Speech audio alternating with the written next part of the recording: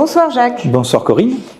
Tu vas nous présenter les résultats d'une étude française sur l'hépatite C. Voilà. Il y a encore des données intéressantes, notamment sur le risque d'hépatocarcinome après guérison en cas de cirrhose. Voilà, parce qu'on a traité beaucoup d'hépatite C, c'est moins un problème de traitement maintenant, quoique ça persiste encore, il y a encore des patients à traiter, mais c'est plus un problème de suivi des patients qu'on a déjà traités.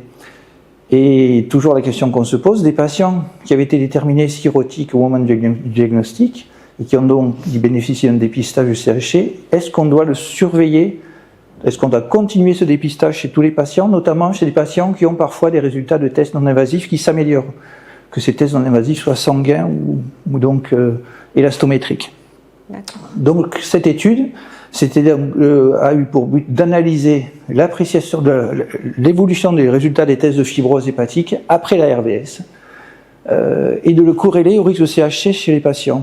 Elle a utilisé deux cohortes françaises, la cohorte de Servir, qui de 2006 à 2016 a inclus les patients cirrhotiques prouvés histologiquement, traités par traitement qui contenait l'interféron ou des AVD, et la cohorte Hépater, qui prenait tous les degrés de fibrose, ouais. Avec des traitements par AVD. Beaucoup de patients. Et avec une appréciation de la fibrose qui se faisait par test non invasif ou histologie, et beaucoup de patients. Puisque 8247 patients dans cette étude ont été inclus, 4747 non-cirrhotiques, 3500 cirrhotiques. Ouais. Chez les non-cirrhotiques, donc plus de 4700, il y a quand même 26 diagnostics de CHC, mais là on ne nous précise pas les circonstances. Et sur les 3500 patients cirrhotiques, c'est ce qui est intéressant, c'est ce qui est étudié, 272 CHC. Et ce qui est intéressant, chez 25% d'entre eux, les tests non invasifs étaient en amélioration. D'accord. Il y a ensuite une sous-cohorte de 38 patients qui a eu une biopsie au moment du diagnostic de CHC. Sur 37 de ces 38 patients, SDF3, F4 et l'inclusion.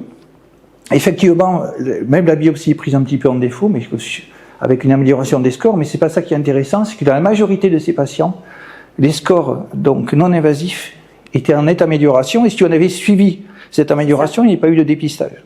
Donc ne pas se fier voilà. aux tests donc sanguins ou de l'élastométrie.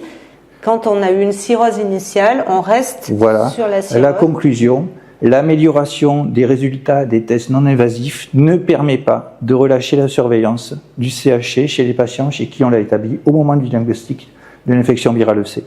Donc échographie tous les 6 mois à vie. Voilà, jusqu'à nouvel ordre.